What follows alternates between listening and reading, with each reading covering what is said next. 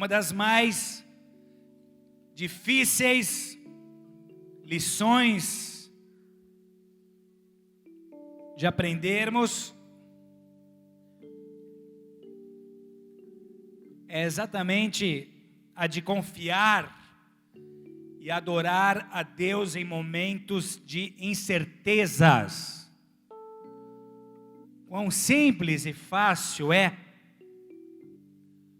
o culto, a adoração, a gratidão, quando temos diante de nós um cenário previsível, quando todas as coisas estão relativamente alinhadas, quando os nossos olhos podem contemplar a mudança que ali na frente nos aguarda. Agora, quão diferente é quando as trevas de uma noite escura são tão densas que simplesmente não conseguimos contemplar o cumprimento de promessas. Conhecemos as promessas, porém o quão distante o cumprimento dessas promessas parecem de nós. Esperança é a habilidade de enxergarmos e concebermos um futuro melhor. Esperança é a capacidade de criarmos expectativas, de mantê-las vivas e de sermos influenciados por elas. Momentos de incerteza, na verdade, nos oferecem valiosas oportunidades de crescimento, de aperfeiçoamento e de conhecimento de causa, para que sejamos testemunhos vivos de um Deus vivo, de um Deus que atua, de um Deus presente. Isaías 62 conta sobre uma cidade chamada Sião, a cidade dos remidos. Em Isaías 60, verso 18 diz: mas aos teus muros chamarás salvação, e às tuas portas louvor. Repete comigo: às tuas portas louvor. Mais forte: às tuas portas louvor. As portas de Sião têm um nome, e esse nome é louvor. Agora, em Apocalipse 21, 21, nós descobrimos que estas portas são feitas de pérola. E que associação poderia haver entre porta de louvor e porta feita de pérola? Louvor e pérola. Como é que a pérola é formada? Por um processo de irritação e conflito. Um granulo de areia entra na concha de uma ostra e uma pérola é formada ao redor para impedi-la de causar dano. Não é por acaso que louvor e irritação estão associados. Quando presos em conflitos, em incertezas, ao adorarmos a Deus, nós estamos reagindo de forma a criar algo belo, algo maravilhoso, algo precioso, algo de valor real. É quando todo sacrifício que envolve o adorar a Deus, praticamente sem motivos, é recompensado.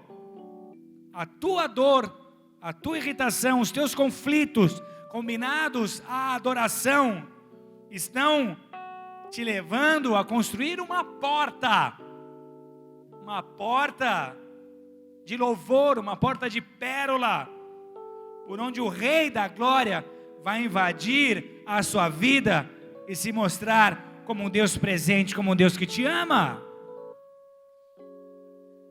Esse lugar de esperança em meio a conflito é onde a presença de Deus se concentra, se manifesta.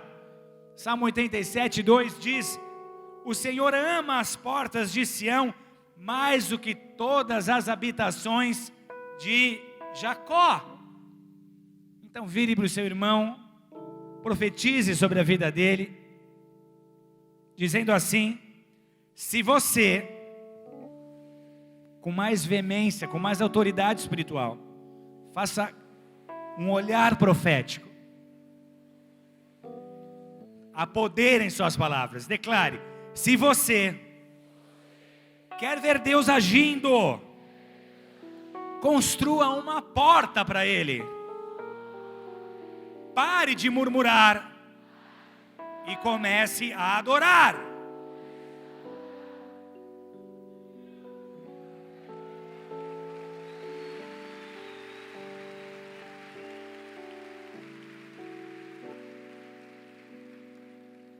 A incerteza, na verdade, deforma a imagem que temos de Deus. A natureza de Deus é santa, é perfeita, porém períodos sem respostas nos levam a indagar como Deus pode me amar, como toda essa história pode ser real. Que amor é esse que me deixa sem orientação? Que amor é esse? Será que Deus não vê o que eu estou passando? Não sabe o que eu estou vivendo? Por que não faz alguma coisa? Como vai haver mudança? Tantas pessoas hoje estão perdendo oportunidades incríveis. Deus os coloca no cenário certo, com as condições certas, com os instrumentos certos, com as ferramentas certas, simplesmente para que haja uma resposta certa. Respostas erradas têm feito tantas vezes filhos terem que rodear desertos. Como Deus pode me amar? Será que não vê? Será que não sabe? Períodos de incerteza são períodos que nos levam a extremos. São momentos em que Deus te permite crer de todo o coração. Só que essa sua crença, por mais sincera e verdadeira, não produz uma resposta imediata, não transforma a tua história do jeito que você queria e no momento em que você queria. A incerteza cresce, a insegurança cresce, o medo cresce, os céus param, analisam sua postura. Será que ele continua a adorar? Será que ele continua a crer? Ou será que esse é um ponto em que haverá desconfiança, em que haverá medo, em que haverá descrédito à palavra de Deus? Josué 2. É um texto comprido. Concentre-se. Não quero ver ninguém divagando.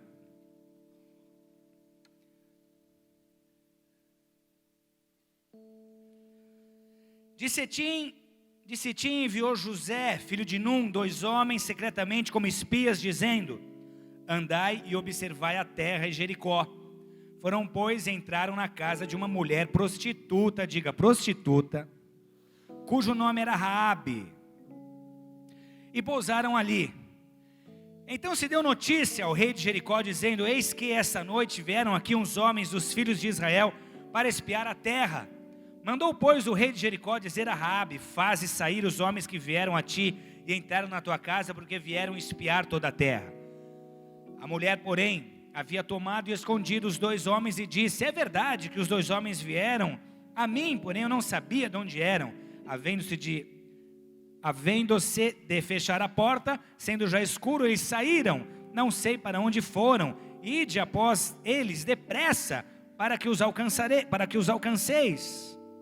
Ela, porém, os fizera subir ao eirado e os escondera entre as canas do linho que havia disposto em ordem no eirado. Foram-se aqueles homens após os espias pelo caminho que dá aos vales do Jordão, e havendo saído os que iam após eles, fechou-se a porta. Antes que os espias se deitassem, foi ela ter com eles ao eirado e lhes disse: bem sei que o Senhor vos deu essa terra, e que o pavor que infundis caiu sobre nós, e que todos os moradores da terra estão desmaiados, porque temos ouvido que o Senhor secou as águas do Mar Vermelho diante de vós, quando saíeis do Egito, e também o que fizesse aos 2 reis dos amorreus, Seom e Og, que estavam além do Jordão, os quais destruístes.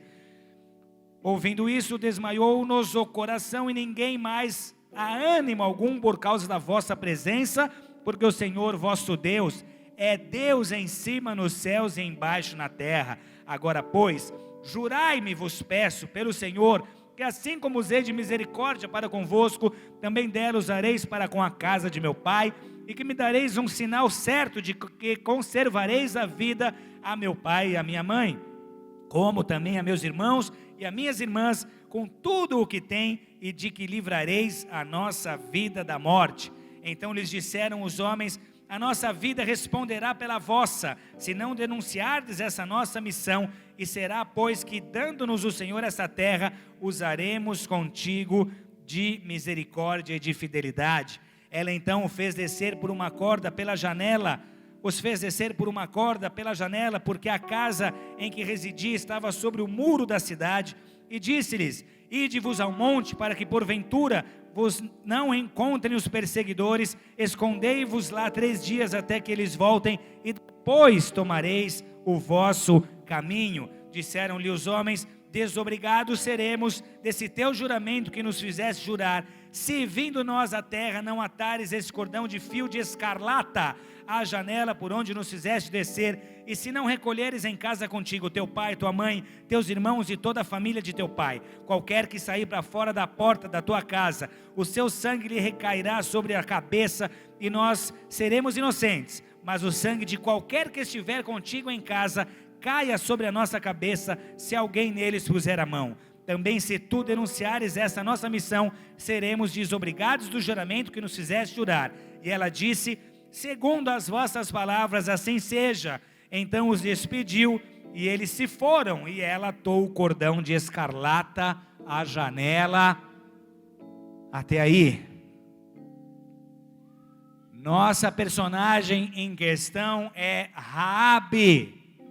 Raabe, um nome que em hebraico significa insolente. Entenda insolente como arrogante, orgulhosa, impertinente.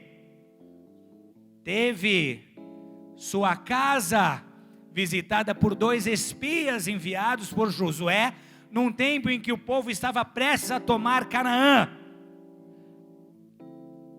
A missão desses homens era a de espiar, a de constatar a situação a ser enfrentada para depois relatá-la a Josué.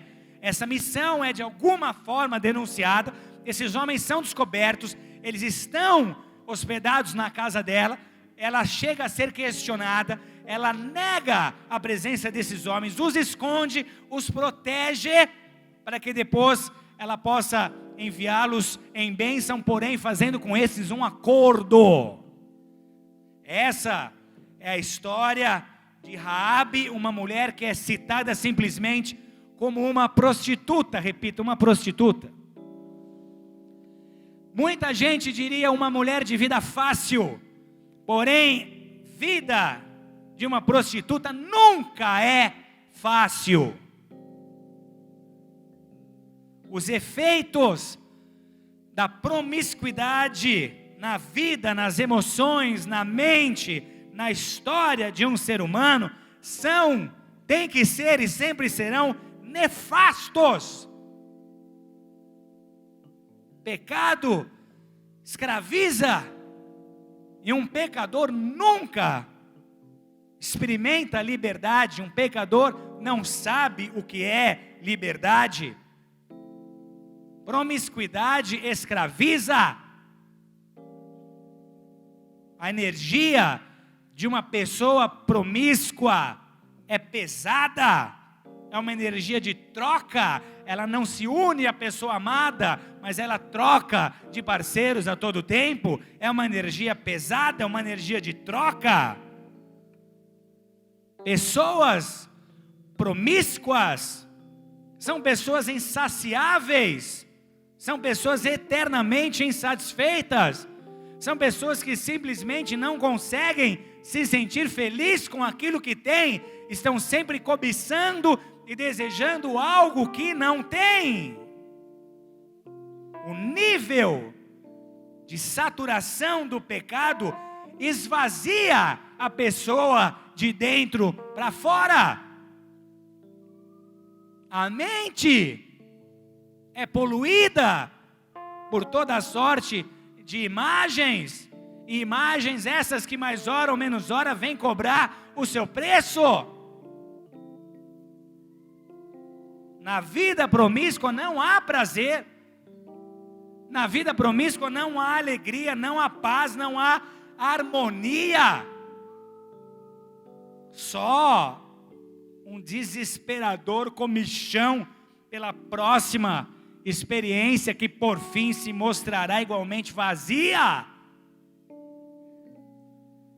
Promíscuos perdem o amor por si próprio. Promíscuos perdem o amor pelas pessoas que devia amar, e geralmente machucam as pessoas que mais deveriam proteger. Promiscuidade gera insensatez, insensibilidade, dureza de coração, indiferença, frieza. Promiscuidade, na verdade, para nós cristãos, está ligada não tão somente à questão de pecados sexuais, mas também fala de negociação de valores. E a promiscuidade é presente quando você negocia algo de valor, algo santo, algo que não poderia estar sendo negociado de forma desprezível, de forma comum. Promíscuos fazem isso a todo tempo. Promíscuos não conseguem dar valor àquilo que merece valor. Promíscuos desprezam alianças. Promíscuos desprezam compromissos. Promiscuidade é, por exemplo, trocar, substituir, negociar o calor da família, da esposa, dos filhos, por uma madrugada de cobiça e pornografia. Promiscuidade foi o que, por exemplo, moveu Esaú a trocar o seu direito de primogenitura por um prato de lentilha. Simplesmente não valorizou aquilo que estava sobre a sua vida, ele o troca por algo temporário, passageiro, por uma satisfação imediata. Gente que troca a presença de Deus, a graça de Deus, a unção de Deus, a chamada de Deus, por sexo ilícito, porque prefere saciar os desejos da carne do que os desejos de Deus. Promiscuidade é perder a essência de quem você é deixar de controlar para passar a ser controlado, é deixar de influenciar para passar a ser influenciado. Uma pessoa promíscua vira marionete, não tem forças para reagir à força que lhe leva a fazer aquilo que não gostaria de estar fazendo. Ser promíscuo é andar em confusão consigo mesmo. Raabe, como promíscua, não tinha esperança. O que esperança poderia ter? Depois de anos numa vida de promiscuidade, o que sobra é a inércia da vida, é o ter que lidar todos os dias com vozes que insistem em afirmar: você não tem valor, você não serve, você não vai conseguir, você não é digna, você é objeto. Esperar o quê que Raabe poderia esperar? E esperar para quê? Era alguém que poderia tranquilamente dizer: essa é minha vida, são minhas escolhas, tem a ver com o que escolhi para mim mesmo. Que bom para outros que viveram uma história diferente, mas a minha história é essa e eu tenho que lidar com isso. Que bom que famílias estão sendo restauradas, que bom que casamentos estão sendo tocados, que bom que pessoas estão tendo experiências maravilhosas com Deus, que bom que há pessoas conseguindo se santificar, conseguindo se libertar de seus vícios. Que bom para esse, mas a minha história é diferente, comigo está acontecendo assim. O que eu posso esperar de melhor para o futuro? Para quê? Ter esperança, esperar no quê? Esperar em quem? Esperar para quê?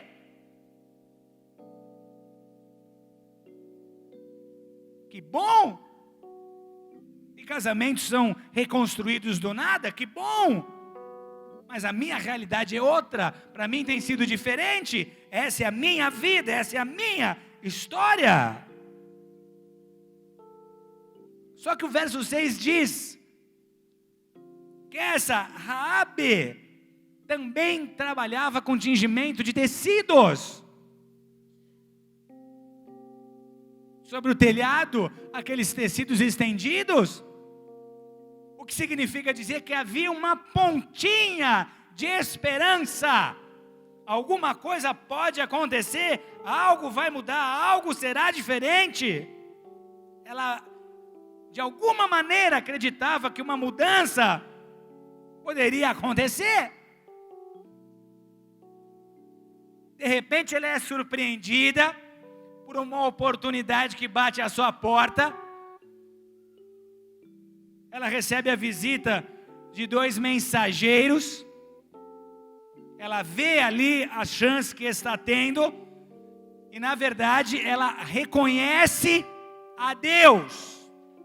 Ela percebe a mão de Deus por trás daquela eventualidade.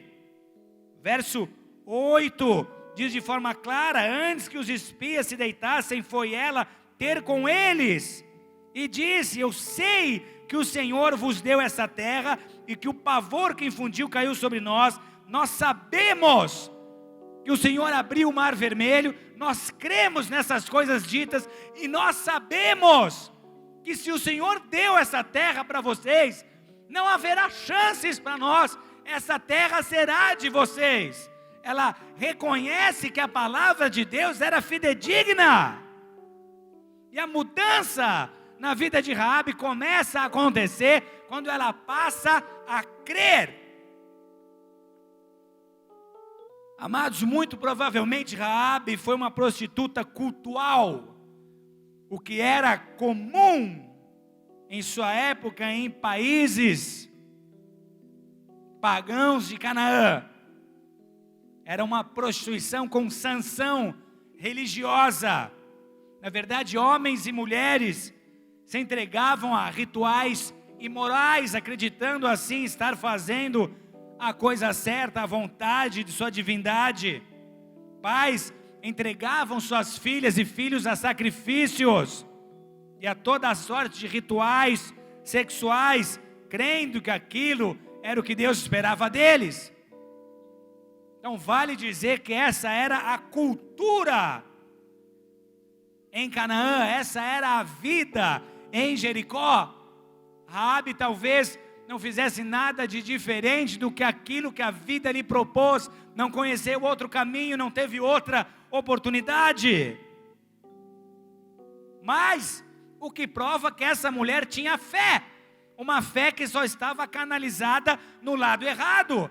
Mas alguém que se dispõe a se prostituir cultualmente em função do desejo de agradar uma divindade é alguém que tem fé.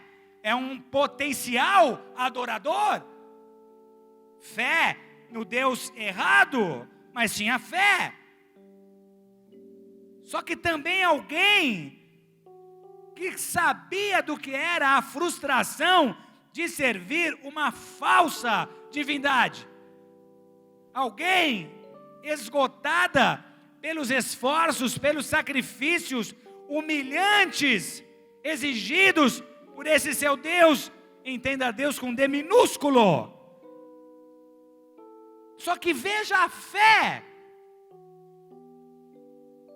Na primeira oportunidade que ela tem de mostrar crença em Deus, ela o faz.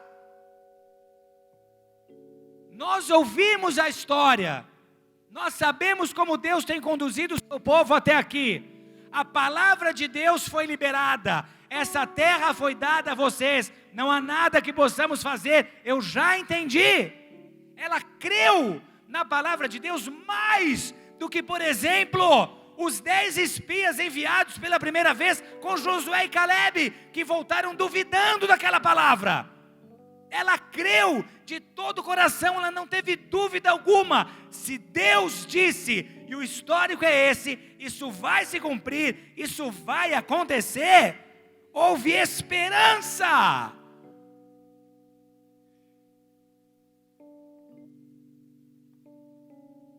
Ela creu. Deus é capaz de fazer aquilo que Ele prometeu fazer. Deus é capaz de cumprir a palavra que saiu de sua boca. Sabe o quanto isso é forte? Experiências com Deus até aquele momento, nenhuma. Uma história, um testemunho, uma ameaça, e ela crê que aquele Deus era real. Na verdade, por alguns momentos houve uma guerra de altares dentro dela. De um lado, minha cultura, minha tradição, minha religião, como eu aprendi até hoje. E de outro lado, um Deus de quem ela acabara de escutar falar. Que momento de incerteza! Como alguém poderia estar vivendo um momento de incerteza mais forte do que esse? O que faço da minha vida? O que faço de meu futuro? Creio nesse Deus, creio em sua palavra, me entrego de cabeça, me disponho a correr riscos por Ele, vou até o fim, creio que isso é de Deus. Ou vou ficar apegada àquilo que vivi até hoje? Seu futuro estava em suas mãos? Aquela era uma decisão que afetaria completamente a sua história. Se ela escolhesse confiar em Deus, escondendo os espias, ela corria o risco de, ao ser pega, ser tida como traidora, corria o risco de ser apedrejada, correu riscos seríssimos, porque creu, colocou simplesmente todas as suas fichas em Deus, arriscou tudo. Diga para o seu vizinho, isso é fé. Isso é fé. Confiou, arriscou, mergulhou. Ela não tinha um contrato assinado, ela não tinha certeza do que seria, ela não tinha como saber se aquela palavra daqueles homens seria cumprida ou não, ela só creu em Deus.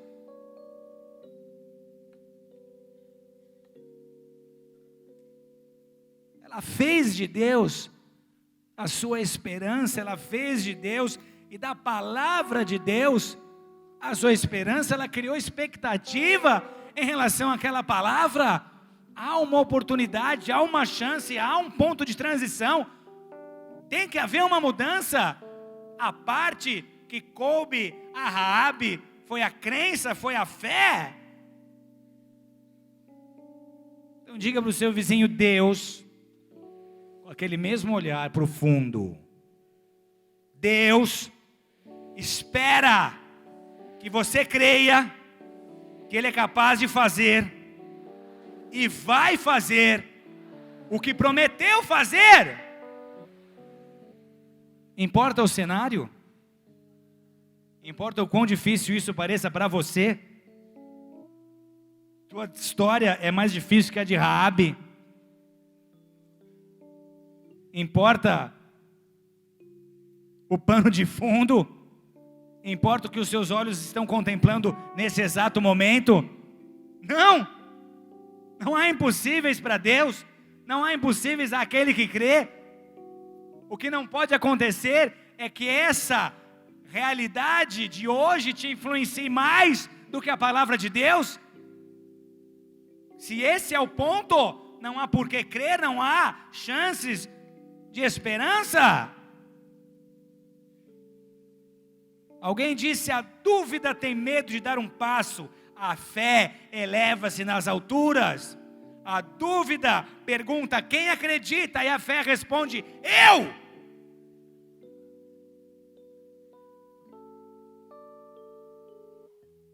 Continuo nesse mundo de incertezas, continuo sem esperança, em função de não conseguir contemplar algo diferente, ou creio e vou nessa fé até o fim?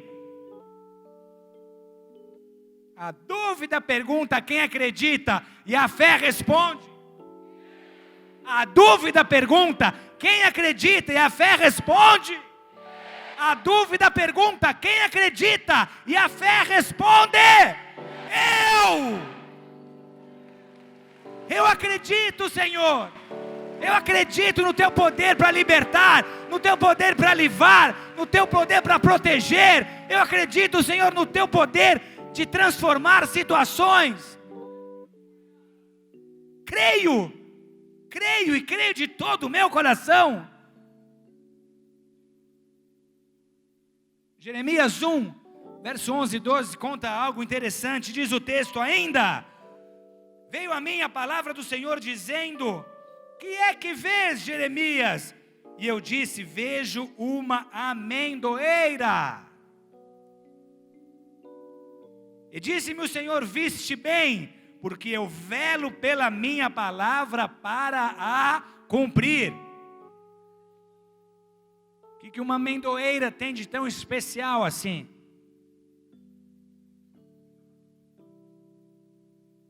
Vejo uma amendoeira.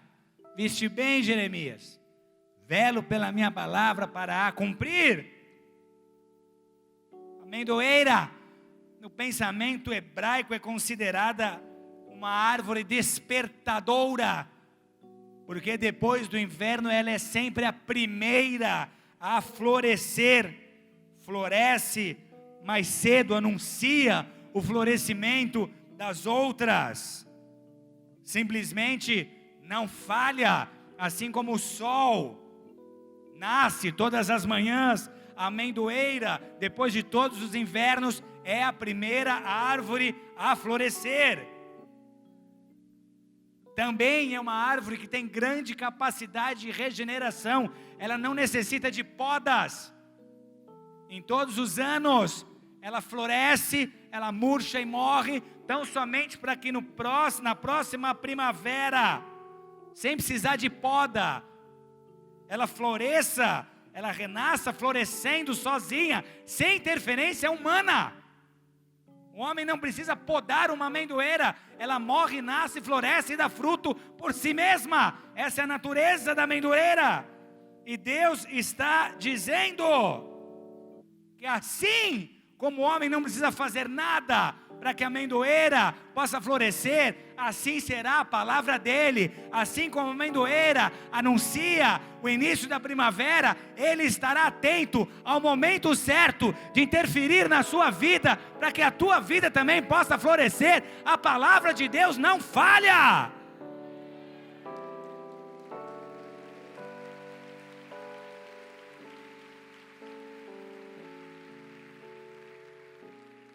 Raabe creu nisso, simples desse jeito, creu.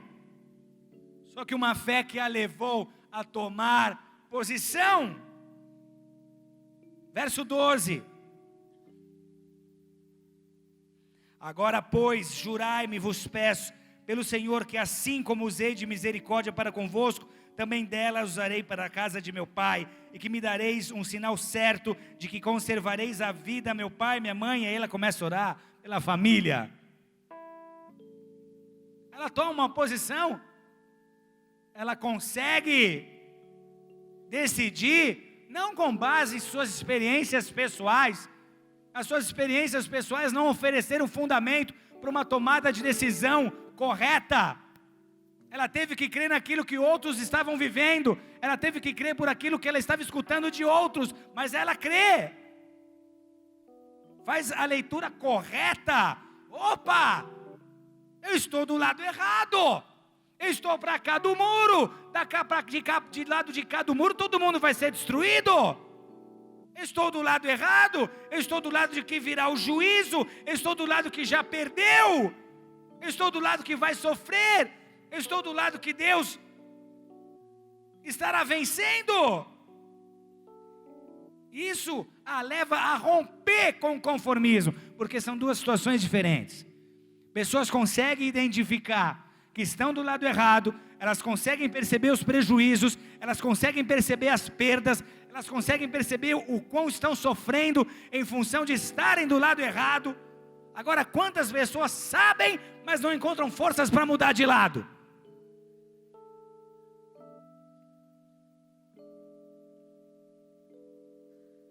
Dois bêbados conversando. Um diz para o outro: eu vou largar a cachaça. Mas por quê? Não aguento mais, toda vez que eu bebo eu vejo tudo em 4. Outro respondeu que nada, é só você fechar uns olhos e ficar assim bem mirando. Vai dar tudo certo. Tem sempre uma resposta para tudo. Tem sempre uma justificativa para não parar de pecar. Está sempre tentando se convencer de que aquilo naturalmente vai mudar, que não exige um esforço teu, um posicionamento teu. Ela muda de lado. Ela crê e entra em aliança. Nessa aliança, ela roga pela sua família, ela roga pelos seus, ela roga por salvação. Essa mensagem tem um tom profético. Nós não sabemos o que vai nos esperar ali na frente. Sensíveis a sinais, conseguem discernir que os próximos anos já são anos de preparação espiritual para eventualidades bíblicas, para profecias bíblicas se cumprirem. Nós não sabemos o que vamos enfrentar, amém? O que sabemos é que será um tempo de luta, será um tempo de dificuldade, será um tempo de crise financeira. Nós não sabemos o que haverá de vir, mas nós sabemos que será um tempo de perseguição à igreja. Serão dias em que não será tão fácil quanto tem sido para se fazer a obra de Deus nessa nação. Não sabemos o que nos aguarda, mas nós sabemos que se crermos na palavra de Deus, se confiarmos nas escrituras, assim como fez Raabe, uma prostituta, nós teremos todas as chances de entrar em aliança com Deus. E a nossa aliança com Deus fará diferença em nossas vidas nos próximos anos. As decisões que tomarmos hoje, as decisões que tomarmos agora, determinam aquilo que nós enfrentaremos nos próximos meses. Deus está exigindo de nós posicionamento. Raabe consegue descansar naquela aliança. Eu sei que algo de muito ruim vai acontecer, mas Senhor, eu estou aqui fazendo uma aliança contigo e nela eu estou incluindo a minha família, os meus filhos, o meu casamento. Eu não sei o que será ali, o que eu sei é que hoje, é que agora eu estou me consagrando, eu estou me separando. Eu sei o que eu posso viver se eu simplesmente acreditar, se eu simplesmente confiar em Ti. Não sei o que iremos enfrentar, mas sei que nessa noite nós faremos uma aliança com Deus. Não sei o que vamos enfrentar, mas sabemos que nós vamos colocar os nossos filhos debaixo dessa aliança. Mas sabemos que nós vamos colocar os nossos casamentos nessa aliança com Deus. Como igreja, nós hoje faremos uma aliança com Deus, dizendo: Senhor, não sabemos não sabemos o que vamos enfrentar, temos uma leve ideia, mas aqui está a nossa aliança para contigo. Entramos em aliança contigo contra todo e qualquer ataque de Leviatã. Entramos em aliança contigo contra todo e qualquer levante contra o teu reino nessa nação. Entramos em aliança contigo contra todo e qualquer ataque contra os meus familiares. Entramos em aliança contigo contra todo e qualquer ataque contra os meus filhos, contra a minha herança. Entramos em aliança contigo contra todo e qualquer ataque aos meus bens materiais. Entramos em aliança contigo porque eu sei que só a tua proteção poderá me guardar. A minha confiança não está em homens, não está em aliança com homens. A minha aliança é contigo, é em ti que descanso, é em ti que permaneço, é debaixo de tuas asas que eu encontro abrigo. É a aliança que tenho contigo, que há de me proteger. Tu és a minha segurança, tu és a minha rocha forte.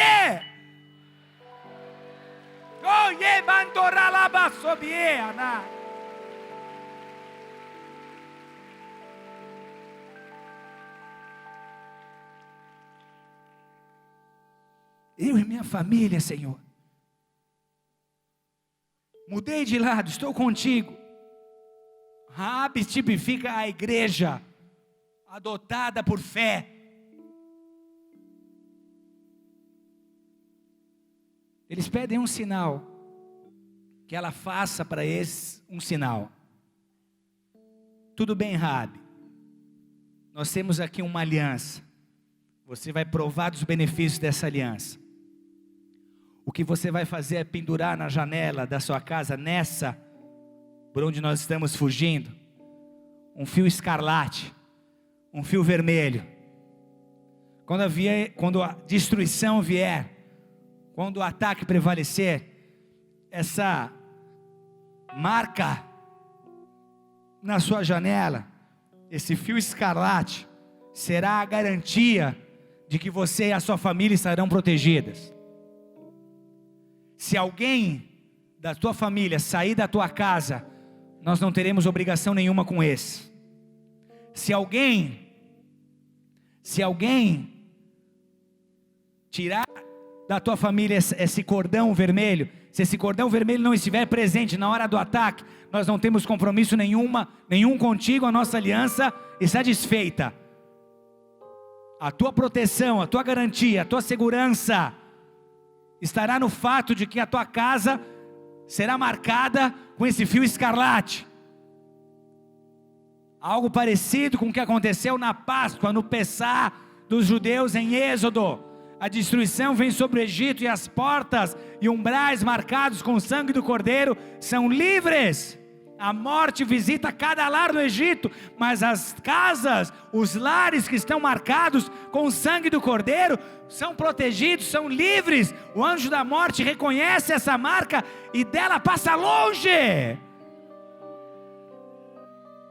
O exército virá, haverá uma destruição, mas se a sua casa, se o seu lar, se a sua família estiver debaixo dessa proteção, se houver essa marca, esse fio escarlate pendurado na janela, vocês serão livres.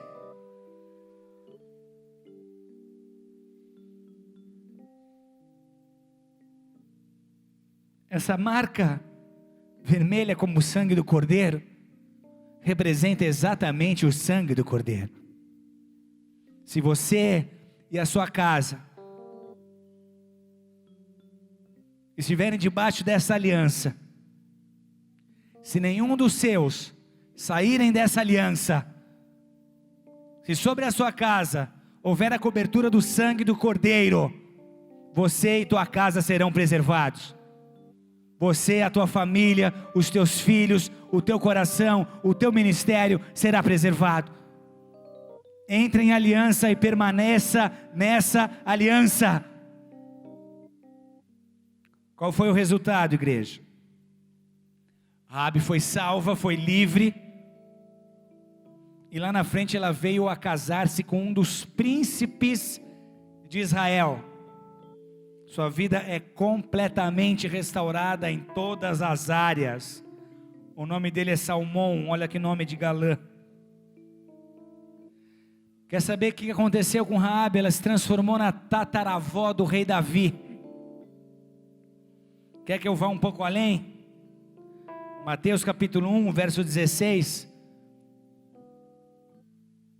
Conta do 1 a 16 a genealogia de Jesus Cristo. E Raabe está na genealogia do próprio Jesus Cristo. Quer que eu vá um pouco mais além? O capítulo 11 de Hebreus é uma espécie de rol da fé. Grandes homens de grandes feitos na história estão ali destacados. Entre tantos homens, só 2 mulheres, uma Sara, esposa de Abraão, e a outra Raabe.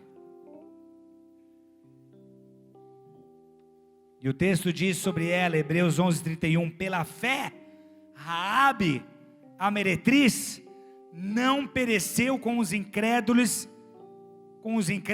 acolhendo em paz os espias. Como essa história fala conosco? Não importa o nível de degradação, o nível de depravação, o nível de degeneração,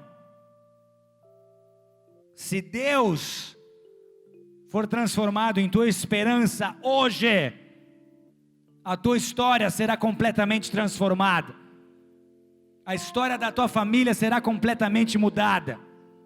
Não importa o quão sem esperança você esteja nesse exato momento, se Deus encontrar em teu coração fé, como encontrou em Raabe, a tua história será mudada e o teu futuro será de graça, será de glória, será de misericórdia, será de restituição, será de restauração. Se Deus for tua esperança, por essa fé, por essa esperança, você entra em aliança com Deus.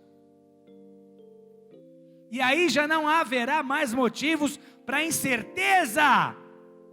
De uma coisa você estará certo: o Senhor é o meu pastor, e nada me faltará.